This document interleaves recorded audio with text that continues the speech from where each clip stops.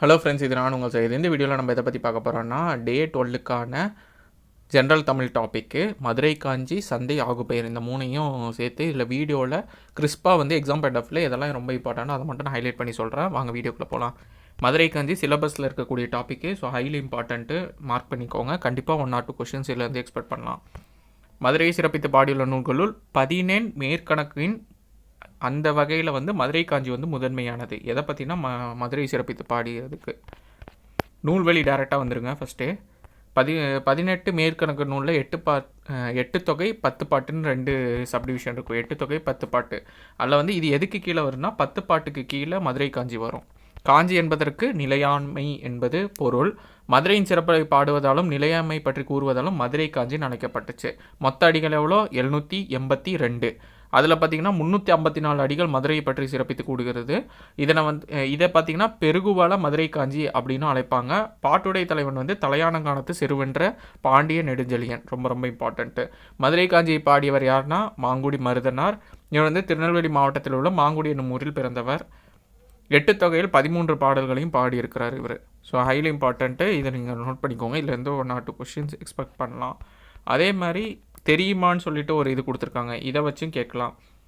பொறிமயிர் வாரணம் கூட்டுரை வயமா புலியோடு குழும அப்படின்னு சொல்லிட்டு மதுரை காஞ்சி மென்ஷன் பண்ணியிருக்கு. இந்த அடிகளின் மூலம் மதுரையில் வனவிலங்கு சரணாலயம் இருந்த செய்தியை மதுரை காஞ்சியின் மூலம் அறியலாம்னு சொல்லியிருக்காங்க.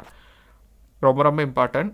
10 பாட்டு ஆராய்ச்சி அப்படிங்கிற இதில் வந்து நூலில் இதை மென்ஷன் பண்ணியிருப்பாங்க. ராசமாணிக்கனார் எழுதுனது.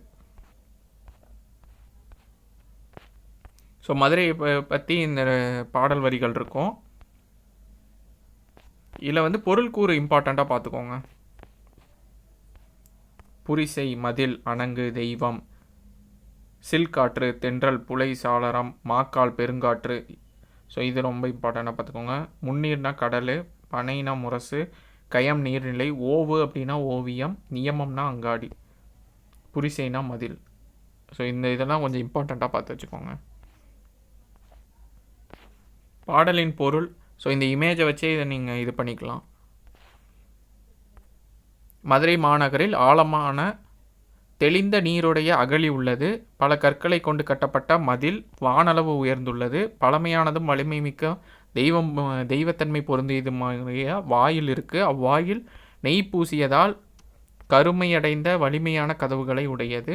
மேகங்கள் உலாவும் மலை போல் மாளிகைகள் உயர்ந்து உள்ளன. இடைவிடாது ஓடுகின்ற வைகை ஆற்றை போல் மக்கள் எப்போதும் வாயில் வழி செல்கின்றனர். ஸோ வைகை ஆற்றை பற்றி இந்த பாடல் மென்ஷன் பண்ணியிருக்கு. மண்டபம் கூடம் அடுக்களை என பல்வேறு பிரிவுகளை கொண்டு வான்வரை ஓங்கிய தென்றல் காற்று இசைக்கும் பல சாரளங்களையும் நல்ல இல்லங்கள் உள்ளன. 6 போன்ற அகலமான நீண்ட தெருக்கள்.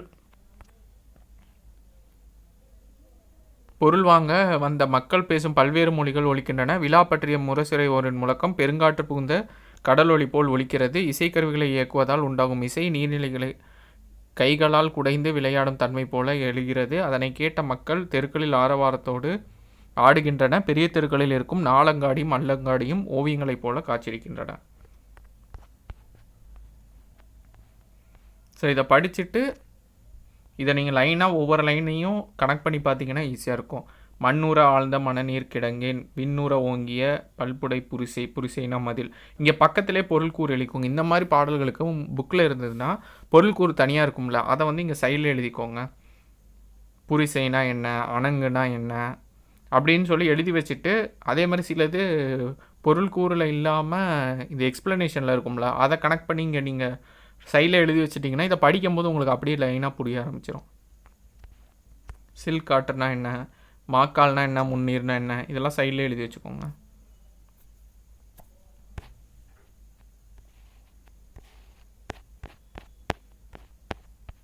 அடுத்து சந்தை. இந்த லெசன் அந்த லெவலில் இம்பார்ட்டண்ட் இல்லை, பட் ஆனால் ஒரு சில விஷயங்கள் மட்டும் இதில் சொல்லியிருப்பாங்க. அது என்னங்கிறது மட்டும்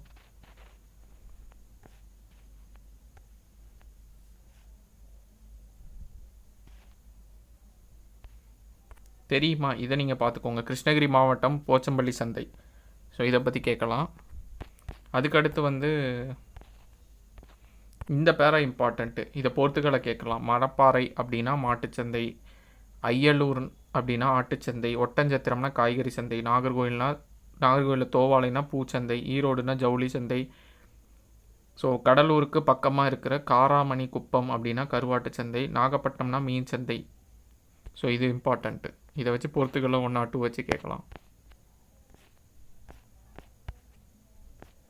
அதே மாதிரி இந்த பாடல் வரி கொடுத்துட்டு இது யார் எழுதுறான்னு கேட்கலாம். பொதியை ஏத்தி வண்டியிலே பொள்ளாச்சி சந்தையிலே அப்படிங்கிற இந்த பாடல் வரி பாடலாசிரியர் மருதுகாசி. ஆகுபெயர் இது வந்து நீங்கள் டேரெக்டாக எக்ஸாம்பிள் கொடுத்துட்டு என்ன ஆகுபெயர்னு கேட்கலாம், அது ஒரு ஆப்ஷனு. அப்படி இல்லைன்னா இந்த இதை கொடுத்துட்டு இதற்கு கீழே எது வந்து பொருளாகு பெயருக்கு உதாரணம் சொல்லிட்டு இதில் ஏதோ ஒன்று கொடுப்பாங்க, அப்படி கேட்கலாம் ஆப்போசிட்டாக.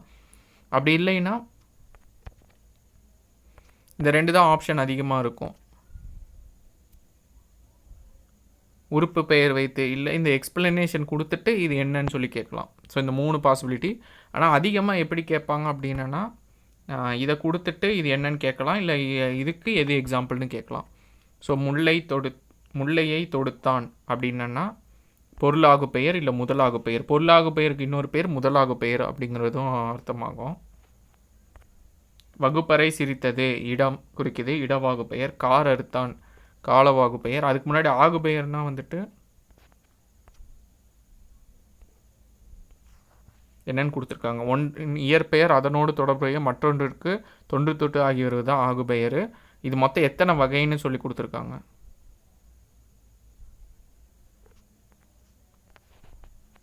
16.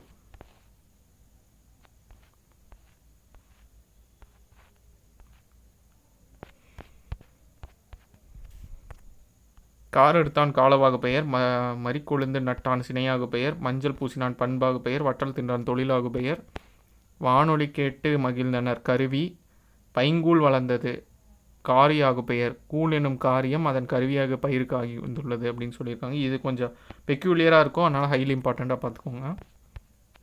ஏன்னா இந்த மாதிரி கொஞ்சம் டிஃப்ரெண்ட்டாக இருக்க தான் கேட்குறக்கு அதிக இம்பார்ட்டன்ஸ் கொடுப்பாங்க. அறிஞர் அண்ணாவை படிக்கிறேன் கருத்தாவாகு பெயர், இதுவும் கொஞ்சம் பெக்யூலியராக உள்ளது, இதுவும் கேட்குறக்கான சான்ஸ் ஜாஸ்தி. ஒன்று பெற்றால் ஒளிமயம் எண்ணளவை, 2 கிலோ கொடுன்னா எடுத்தல் அளவை, 1/2 லிட்டர்னா முகத்தல் அளவை, 5 மீட்டர்னா நீட்டல் அளவை.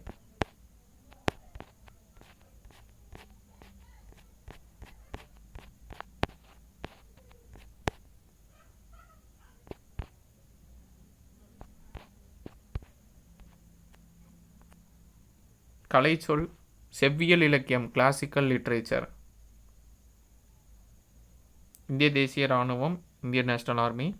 இது பார்த்திங்கன்னா ஆகாயத்துக்கு அடுத்த வீடு வந்து மேத்தா, தமிழ் பழமொழிகள் கீவா ஜெகநாதன், இருட்டு எனக்கு பிடிக்கும், அன்றாட வாழ்வில் அறிவியல் வந்து தமிழ் செல்வன். ஸோ இது கொஞ்சம் இம்பார்ட்டண்ட்.